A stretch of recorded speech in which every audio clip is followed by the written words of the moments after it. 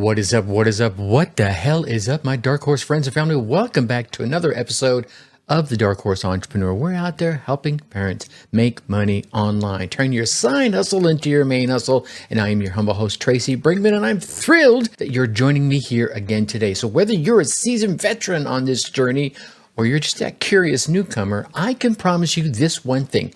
You're in for a treat today. So grab your favorite beverage, settle on in, and let's take a deep dive into a topic that could very well transform the trajectory of your life and your business. So, I know, let me hype that up a little bit more, right? In our last episode, we explored the vast yet often underestimated power of compounding. It's all quiet, and yet it's monumental in its majesty. Well, today we are going to continue this momentum by zeroing in on incremental change. Now, this is a concept that resonates 100% so profoundly with the same frame of mind from yesterday's episode. You see, incremental change, it is those slight daily adjustments, those little tweaks, those little nuances, those little shifts that are the essence of long-lasting growth. I want you to imagine it's like making the adjustment on your camera's focus. The image starts off a little blurry, a little undefined, but with small, precise adjustments, clarity emerges in your life and in your business.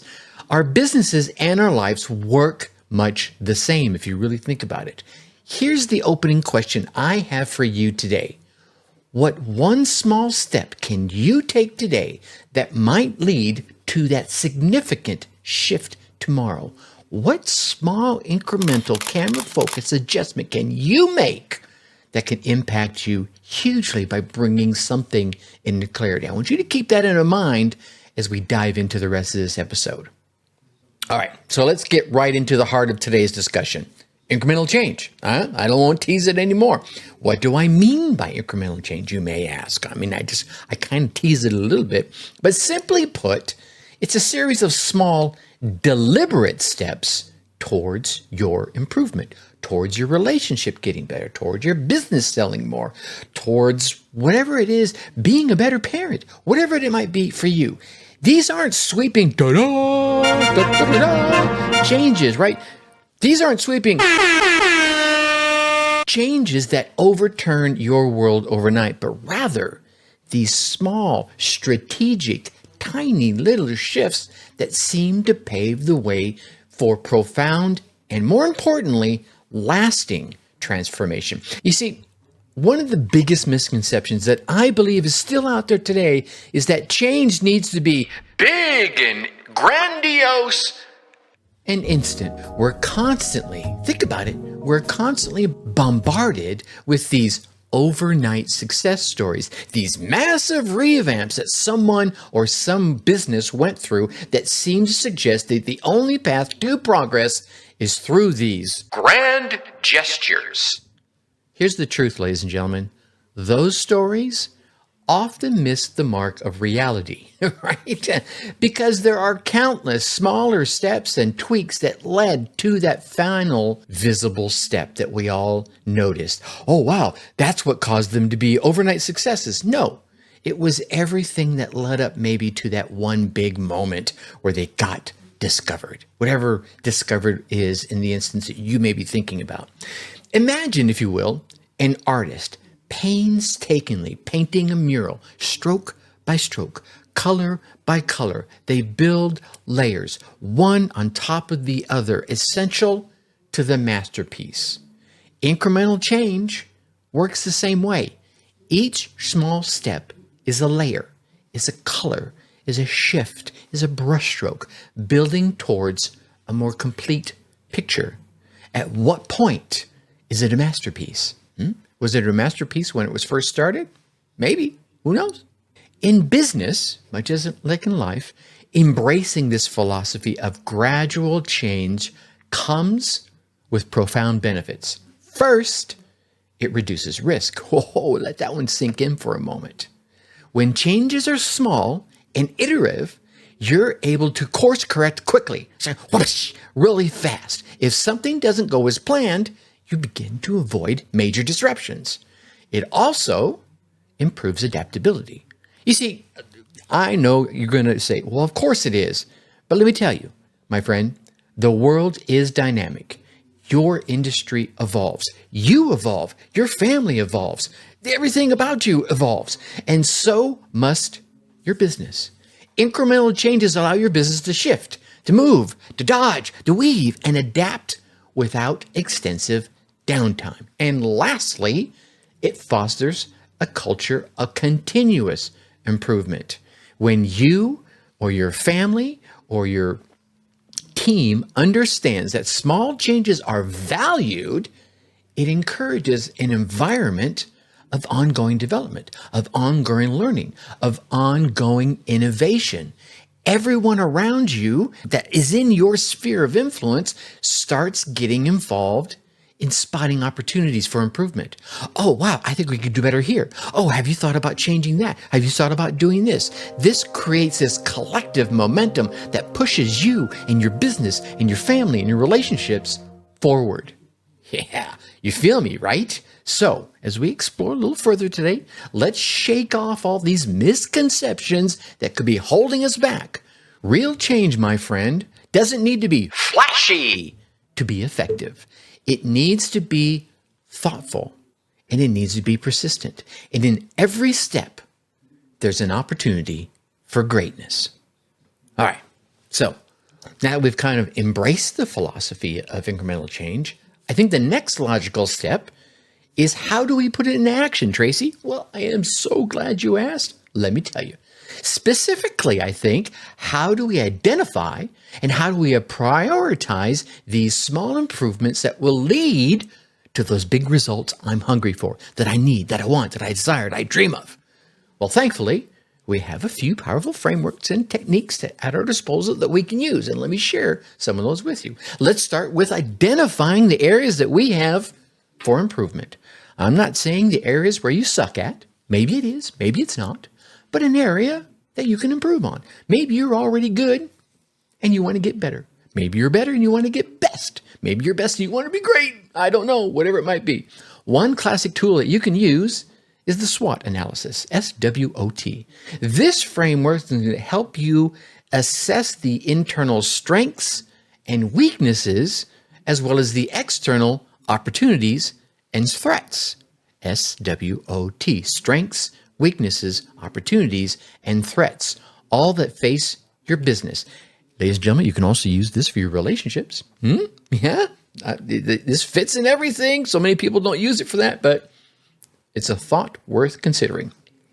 By regularly conducting a SWOT analysis in whatever area of your life you want to focus on, you gain clarity on where small, little nuances, I'm going to dial this in just a little bit, and I'm going to turn this up really big, right? All these small, impactful changes might catapult you, right, just to shoot you straight forward. Next up, the Pareto principle. Some of you have heard this, and for those of you who haven't, it's also known as the 80-20 rule. It suggests that roughly 80% of the effects, positive or negative, are caused by 20% of the causes. Yeah, it means 80% of what you're doing, you don't need to do, because 80% of what you want to accomplish is going to be focused on 20% of what it is you do. Just let that sink in for a moment. For your businesses, this means focusing on 20% of your actions that will yield 80% of your desired results. And what are those results? Well, usually they're sales, acquiring new clients, whatever it might be, coming up with the next new amazing product, whatever it is. So what is the 80% of the actions that you shouldn't be taking? See, by identifying these high impact, or on the other side, those low impact areas, you can focus your efforts on those things that really matter, that really are going to move the needle for you. Stop saying, well, if I just write that next blog article, when you don't even have a product yet. You feel me? Okay. Once you've identified those potential areas for improvement, again, not the areas you suck, just the areas you need to dial up a little bit. The key next is to prioritize them. Here's where the impact and effort matrix can play a little pivotal role. Picture this as a simple grid. On one axis, maybe across the bottom, is impact. On the other axis, maybe going up, is effort. By plotting your changes on this grid, you can easily identify quick wins with low effort. Or you could identify high impact initiatives that can have low effort, right? I used to do this with brainstorming opportunities. We used to sit and do brainstorming initiatives. Okay, here is all the ideas and nobody critique anybody. I just want to hear the ideas. And you wrote them all down. And if you haven't tried this, you should try it because it's amazing. You get 2 or 3 people into a room and effectively tell them, come up with all your ideas. Silly, stupid, crazy, I don't care. Maybe even the impossible ones, because here's what happens. I say an idea, and then you say an idea, and we get through all the obvious ideas, and all the things that we've written up on the board and shared between each other sparks a new idea. An idea that we alone, you alone, or I alone would have never come up with. It's like this third brain begins to form. And then what we would do is we would go through each one of these ideas and say, is this high effort or low effort, right? Maybe even high, medium, or low. You can go 3. And then mark them down. Now, is it going to be high impact, low impact, or medium impact? How about the cost? High cost, medium cost, or low cost? And then you would sort them down and say, show me all the ones that would give me high impact, at low cost, and low effort. You're right? You focus there first. You bang those puppies out, and everything starts going great. And everyone starts going, wow, this is amazing. We're doing amazing things. And then you start going after the medium ones. Or you sit down and have another brainstorming session because a whole new realm of ideas begin to open up because you're in a new space now. And you rinse and you repeat. In addition, turning to agile methodologies like this can significantly aid in your pursuit of incremental improvements. Like I said, if you sit down and brainstorm a bunch of ideas and then say, here are the ones we're going to go after, low cost, low effort, high impact, and then you start doing those, you'll see the needle start to move forward. And then you go back and you rinse and repeat, you do it again. These are agile methodologies.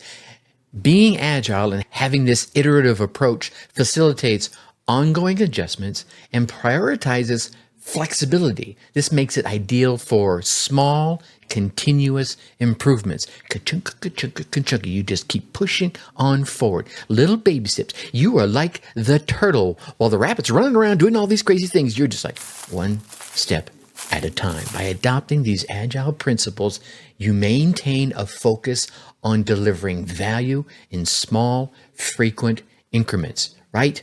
0.5% improvement every single day. And the next thing you know, you are over 300% better than you were when you started after listening to this podcast. Now, for my business owners out there, here are a couple of practical tips to establish consistent systems for identifying incremental improvements.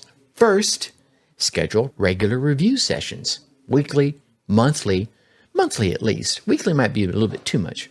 And schedule them with your team so that you can evaluate. Don't do this in a vacuum. That's why I say schedule with your team, to evaluate ongoing projects and the processes in those projects, right? And the processes in the business in general. You can use these sessions to collaborate.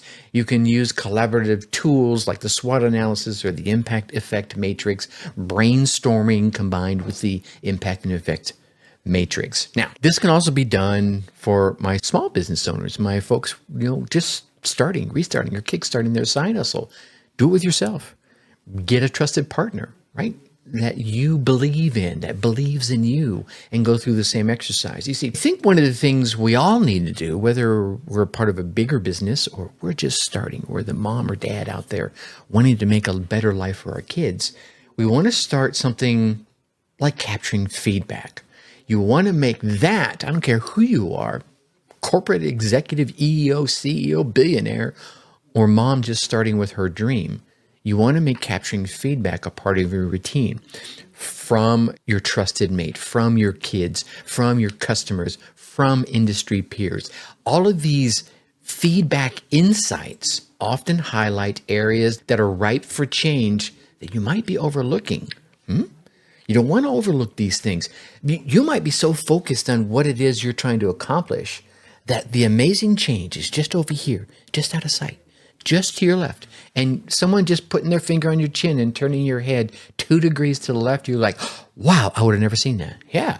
And then I think the last thing we all want to try and do is set aside some time each week. Yeah, this one you want to do each week for what I call a reflection session. This is a dedicated, quiet time where I will sit down and I'll kind of review the systems, the processes, the metrics that are involved. And I'll note where I might need some minor tweaks in order to yield a better impact. It could be a small impact or it could be a substantial impact. Look, if I did 3 recording sessions back to back to back to back, I would save all the setup time that lead into the recording session, right? I'm already pumped up and ready to do recording. Why just do 1? Why not do 3? It'll take me an extra 40 minutes, maybe an hour. However, it's saving me another hour of getting ready, sitting down, setting everything up, doing the lights, checking everything, getting into the podcast zone, as it were, right? Almost, it's a net zero, but it has a substantial positive effect. It's these little practices that keep you responsive, that keep you agile and moving and dodging and weaving in an ever-changing business environment. By consistently using these types of ideas and systems to pinpoint, evaluate, and tackle areas needing improvement, you can launch your business forward. Maybe not in leaps and bounds, but certainly in firm, successful strides. Yeah?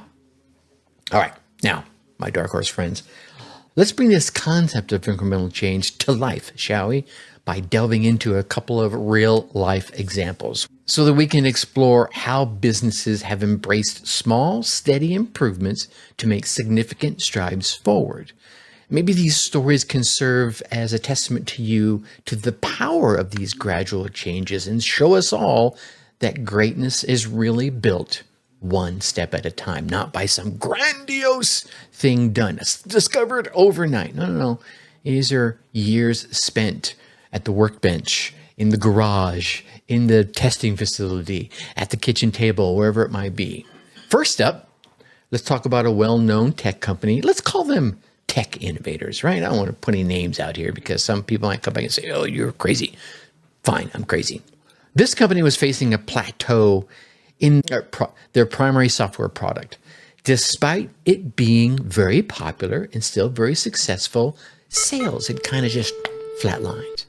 Rather than opting for this large, grandiose, large-scale overhaul, they decided to focus on making small, user-driven updates. Key phrase here, user-driven updates. This meant creating a feedback loop with those users and closely listening to their needs and their desires. And it was through this process that tech innovators introduced minor enhancements to existing features that were already there. They refined their user interface and occasionally added some new functionalities that directly addressed that user feedback that they got. These changes, though seemingly subtle by themselves, right, led to a vastly improved product experience over time. Not only did it boost their customer satisfaction scores, but it also fostered a brand loyalty that drove continual growth. Their hallmark of success in this endeavor brewed, it's percolated right to the top like a warm cup of coffee through consistent incremental improvements. Okay? Obviously, otherwise I wouldn't be sharing the story here. Now, let's pivot over to the world of manufacturing. I've had a pretty diverse background across my 60 plus years on this planet, so I have a few hundred stories at least. But let's go into manufacturing where systemic enhancements often create waves of efficiency that you don't think of when you first start the change. We're going to call this company Efficient Manufacturing Corp. Now, they've been dealing with these bottlenecks in their supply chain that have been affecting delivery timelines as well, obviously, as customer satisfaction. So once again, much like our tech corp, instead of doing this complete system redesign, which is costly and, let's be honest, disruptive, they employed some lean manufacturing principles to optimize their supply chain one little bit at a time by identifying and eliminating waste step by step.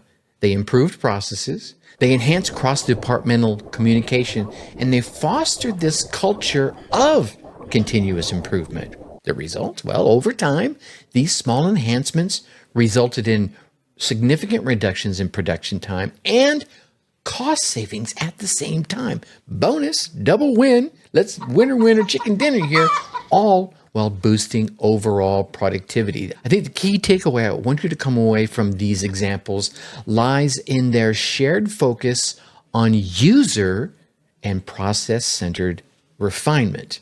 The end user is the important person here, not you, not your team, not those on the manufacturing floor, your end user. You start there, everything else after that is going to be just icing on the cake. By embracing small changes, both of these companies, yours included, not only mitigated risks associated with sweeping changes and vast overhauls, but they also increased their adaptability and engagement within their teams as well as from their customers. So, what lessons can you draw from these successes? They're not yours, but you can still draw some lessons from them. What lessons can we all draw from them? Well, let me give you a couple of thoughts I have. First, incremental change fosters a proactive culture. Even if you're just a one-man show, making these incremental changes fosters a proactive culture within yourself.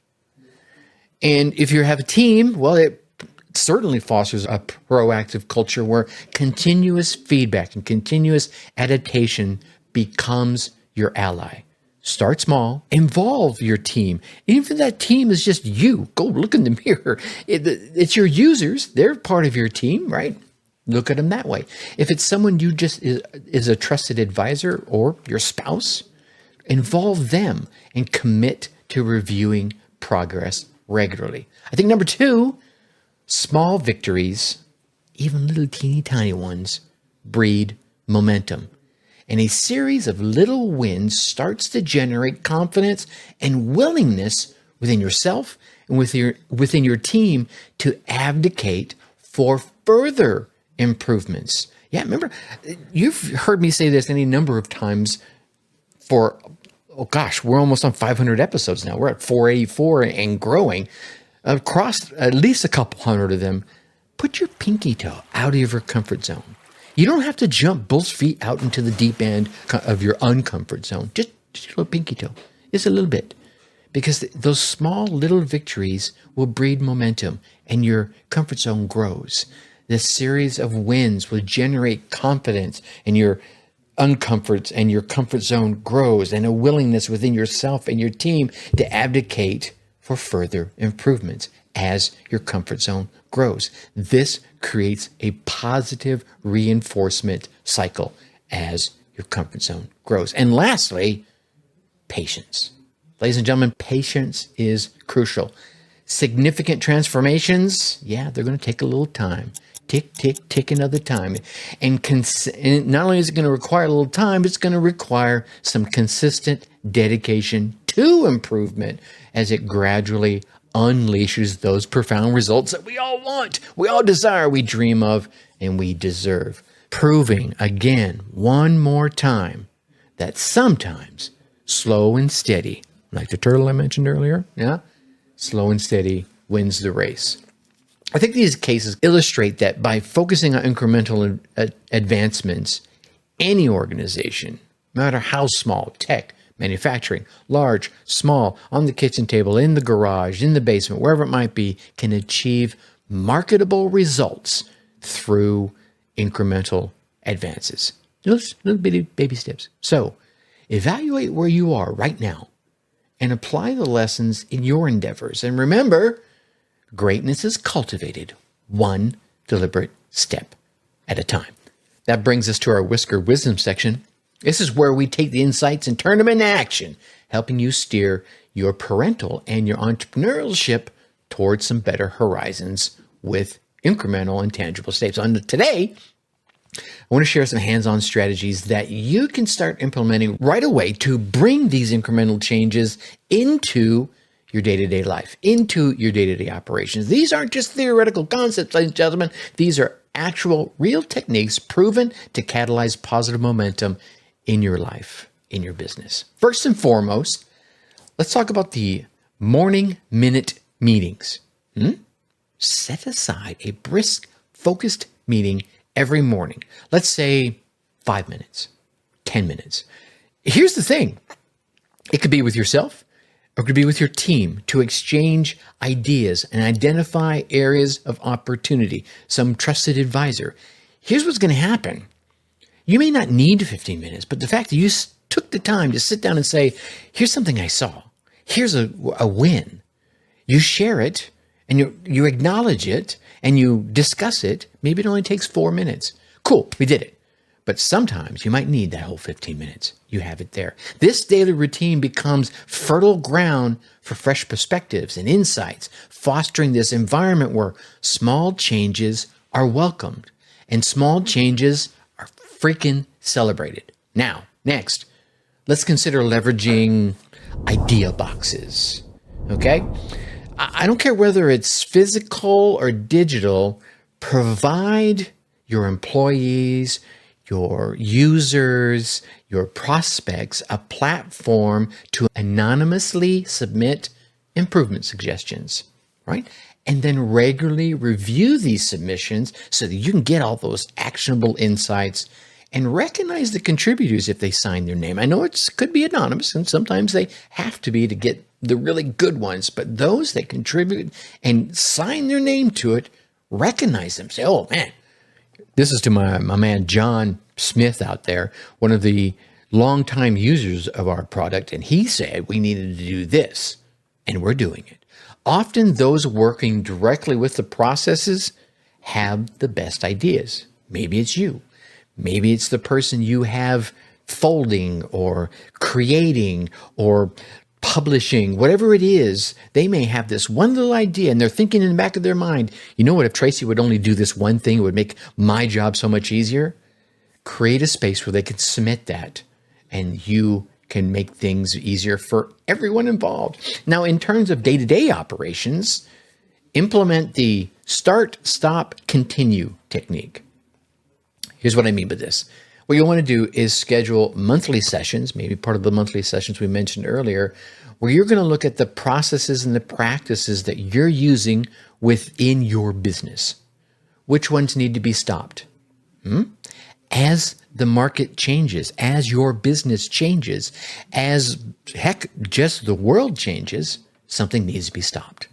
Maybe you created something, I used to do this all the time on LinkedIn, and now it's stopped performing. Well, then why waste the time doing it? Remember I talked about going and look at that 80-20 rule?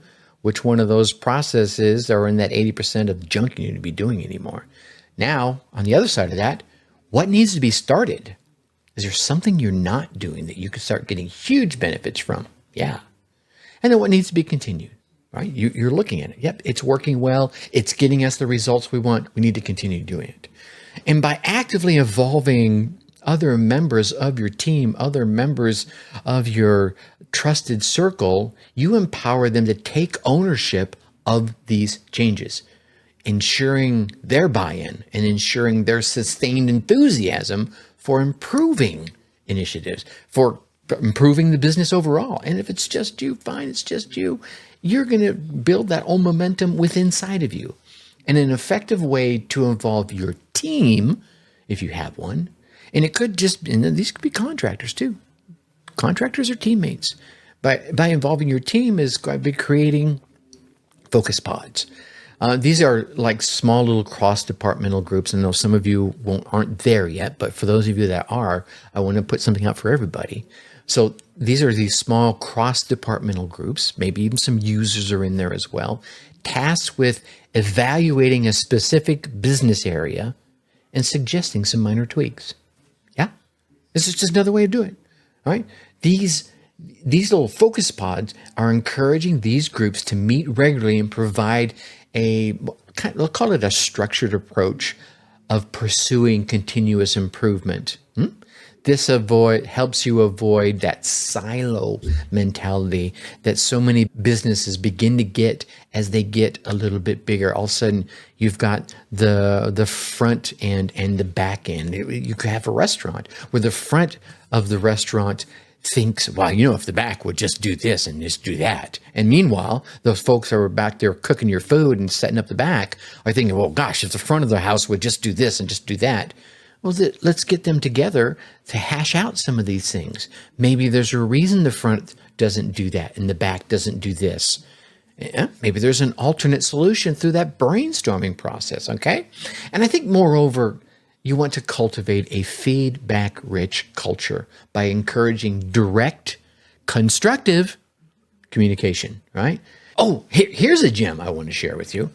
I believe can really elevate your progress. The small wins log. Yeah, maybe you add this to your 5-minute meeting that we talked about earlier. It's not just a place to record things. I think it's a place to celebrate them. Create a shared document that anyone you want to allow input on can go in and log a small victory each day, every day. Each week, maybe they resolved a minor glitch. Maybe they received some positive customer feedback, or maybe they just received a successful test or have a new idea. Yeah, you put this out there, and all of a sudden you'll start getting all these great wins and these great ideas. Why might this one be so impactful? Well, I think mostly because it reinforces that positive habit loop. Recognizing progress, recognizing wins, seeing they're cared about, seeing you're cared about yourself as you review your own wins log, even if you're in the entrepreneurial space where it feels so lonely, right? Yeah. You go back and look at the progress I've made. Yeah. See, you recognize that progress, however small. It keeps the motivation high and it keeps the momentum going. As the log grows, so does your confidence, so does your ambition, so does the team's confidence and the collective's ambition. Commit to reviewing this log periodically during those meetings, right? Spotlighting contributions, celebrating achievements, hop on your social media and talk about it. These are amazing things that we're doing. This not only motivates anyone in your sphere of influence, but also creates this cohesive culture focused on progress and innovation. So, wow, I didn't want this episode to be this long. I just wanted it to be a build of yesterday's, but I just got on a roll and I couldn't stop myself. Here's your challenge. This week, pick one of these strategies. Just one. Don't try them all. All right? It's just like that's overwhelm. Pick one of these strategies and implement it. Nurture it and watch as that incremental success becomes the heartbeat of your business. Remember, my dark horse friends and family, transformation is not a sudden event. It doesn't just pow, hit you. It's a gentle evolution, one small step at a time. Even your puppy takes a year or two to grow to full size. Why should your business grow overnight? Okay? Now, as we wrap up our journey through the art of incremental change today, it's clear that mastering this principle is a powerful tactic for sustainable long-term business success, for sustainable long-term relationship success as a spouse, as a parent, as a business owner. The stories we shared and the strategy we've explored all point to, I think, personally, one conclusion. Significant achievements arise from consistent, deliberate efforts. The grandeur of transformation is born not from sudden leaps, but from small, purposeful strides forward. So I challenge you, take this week to choose one area of your life, one area of your business. Perhaps it's customer service. Perhaps it's product development. Maybe it's team efficiency if you're lucky enough to have a team. Whatever it might be, apply the principles of incremental change. Let each small win propel you towards the brighter horizons that you dream, desire, and deserve. And here's an extra exciting opportunity to deepen your journey. I'd like to personally invite you to sign up for the brand new Dark Horse Marketing newsletter. It's tailored to deliver the latest tips, the latest ideas, and the latest strategies directly into your inbox. It's going to be focused on transforming your side hustle into your main hustle. So whether you're just starting, restarting, or looking to kickstart your parental entrepreneurial dreams, this newsletter, my friends, will be your ally. And here's the cool thing. You can get your first free copy. Head on over to darkhorseschooling.com/newsletter and join a community that is passionate about driving real sustainable change. Your stories and your experiences, I think, shape our community. So let's keep the conversation going. Engage with us by sharing your incremental change stories and incremental change experiences on social media, and go ahead and tag us, hashtag Dark Horse Entrepreneur, or at, whatever platform you're on. I'm on all of them. And let's celebrate each of the small victories we have together and inspire others along the way. Remember, my friends, every story of progress, big or small, has the potential to ignite change in someone else. Wow. Sorry, like I said, didn't mean to go this long, but here we are. I want to thank you for being part of the Dark Horse family, for hanging out with us 40 some minutes into this. Your commitment to growth and continuous improvement energizes every single episode we create. As you step into the week, carry with you this powerful reminder. Success isn't a single destination. No. I think success is a journey marked by the footsteps of every deliberate action that you take. Until next time, I am ever your humble host, Tracy Brinkmann, reminding you to stay the course, chase your dreams, and keep building that legacy, one small change at a time. Think successfully and take action.